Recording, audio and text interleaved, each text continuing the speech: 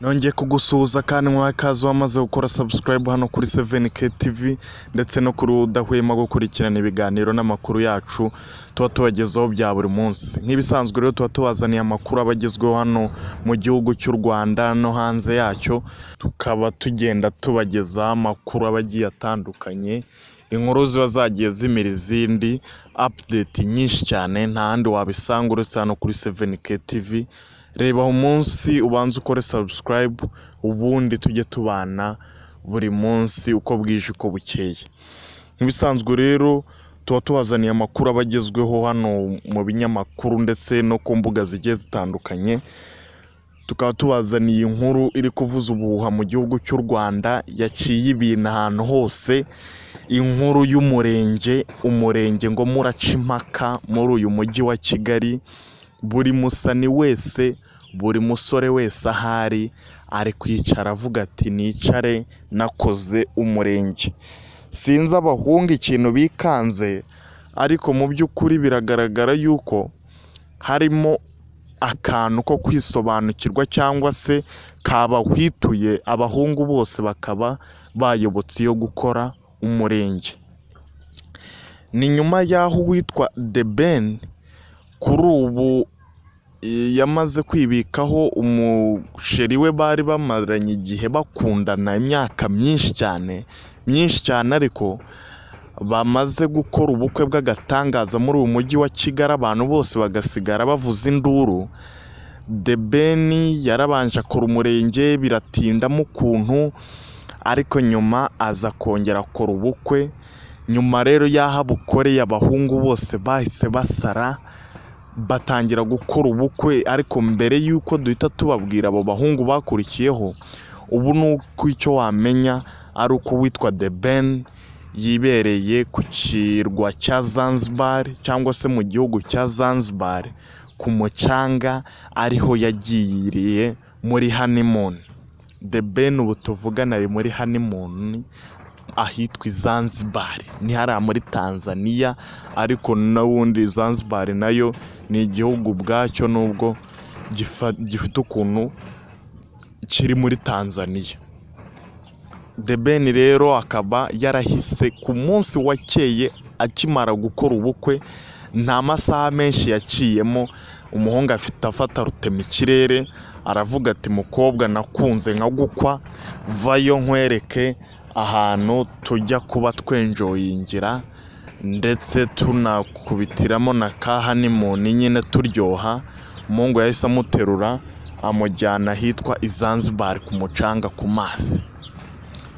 Ni ukuvuga rero nyuma y'aho ibyo bibereye abahungu b'i Kigali bakabireba bagashoberwa, abahungu noneho bahise bamanuka nabo bafunze umukanda, batangiye bikozemo uwitwa Kimenyi yari amaranye imyaka myinshi abana n'umugore we muyango, ariko uwitwa Kimenyi yahise avuga ati mombe besigaho, singiye kuzaguteza abafana, ndakubwira ngo ubu ngubu tugende mu murenge amategeko abyemeze, noneho mbere umugore byeruye.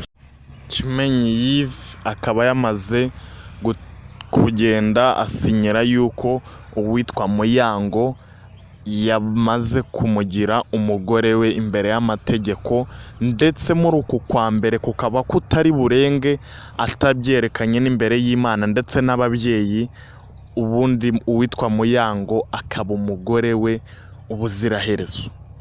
Nyuma y'uwo rero ya Kimenyi na muyango, ugahita usanga uwo bita Miss Naomi nawe ejo bundi uherutse gutererwa ivi, binavugwa yuko ngo nawe muri iyi sama ari buhita akora ubukwe.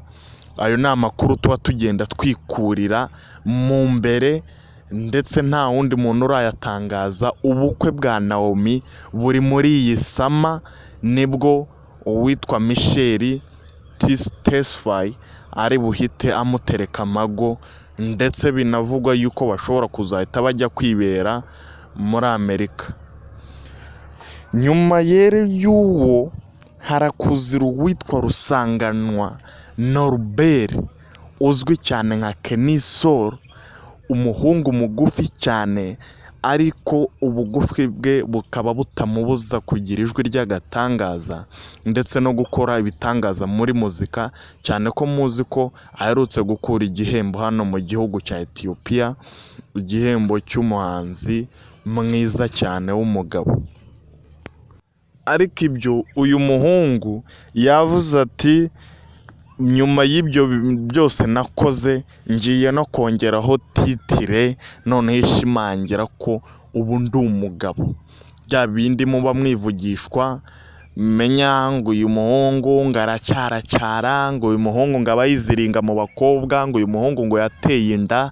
Kennysol yavuze ati uwo nguwo sinjye ubarizwa muri ubwo bukundi, uwo sinjye ubarizwa muri ubwo buhungu bugenda bubunza izo ntuze zabwo.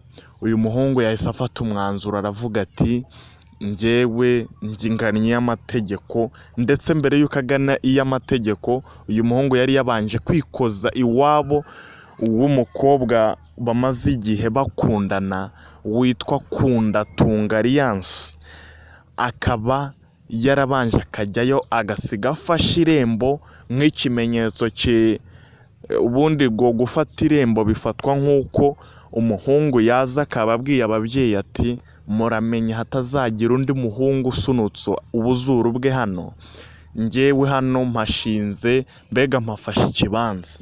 Uwitwa Kennysol akaba yari yamaze gufata ikibanza iwabo wa Kunda, akababwira ati uyu mukobwa ni uwanjye, ndetse bidatinze ndaza no kubishimangira. Uyu muhungu rero yaje abishimangira, afata uwitwa Kunda amujyana imbere y'amategeko aherekejwe n'uwo bita mubi cyane wagendaga ubwira abantu ati uramenye udatsitara kuri Kennysol ugasanga hari ikibazo kikubayeho. Binavugwa yuko uyu mubi cyane ni nako gakoryo ngo kabaye muri ubu bukwe bwa Kennysol, ngo hari umukameramani ndetse n'aba banyamakuru baza bafotora ngo bashaka ifoto na views n'iki, ngo hari umukameramani waje yiruka ashaka gufata uwitwa Kennysol mubi cyane, ngo yagufatiye uwo mugabo. Bivuga yuko ngo yamufashe ahantu hegera mu mugongo ariko hafatanye no mu nda. Urabona mubi cyane ni ikintu cy'igisore, ngo cyamukanze umugabo kamera iramanuka, uwitwa mubi cyane ayisamisha kandi kaboko k'imoso. Umugabo ngo bagiye kubona ameze nk'urabye, arangije mubi mu kumurekura amuhaye kamera umugabo kuyifatira munanira. Umugabo ngo aragenda yicara ahantu ku ruhande, abantu bamwe ntibamenye icyabaye. Kumba umugabo uwitwa mubi nimba yamukanze indurwe, nimba ari agasenda baboyi, ngo yamukozemo ahantu hegeranye mu nda no mu mugongo, kuko yafatiye icyarimwe mu nda no mu mugongo na kiriya kiganza cye ahora ateruza ibyuma.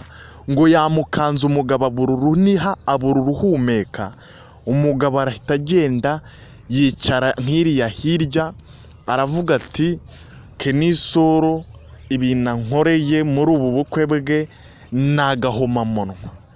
Ariko ibyo urumva ntago cyari ikibazo cya Kennysol. Kennysol we yari yazanye umubonsa. Kennysol nawe arabizi izina yubatse, aravuga ati njyewe ndi kwirindira umutekano, kuko nk'ubwo urumva uyu mugabo yashoboraga kuba yanamutega cyangwa se agateza utundi tuntu kuduserera nk'utw'abandi bakameramani bari bateje. Ariko uwitwa mubi kare ko kazashinzwe, ngo yajwigirije umugabo ntihagira n'umenya ikintu kimubayeho, ahubwo abantu baje kubimenya nyuma yaho baravuga ati nyamara ubundi ubukwe ngo bwabereyemo udukoryo, bivugwa yuko ari bwo buryoha ndetse urwo rugo rukazanaramba.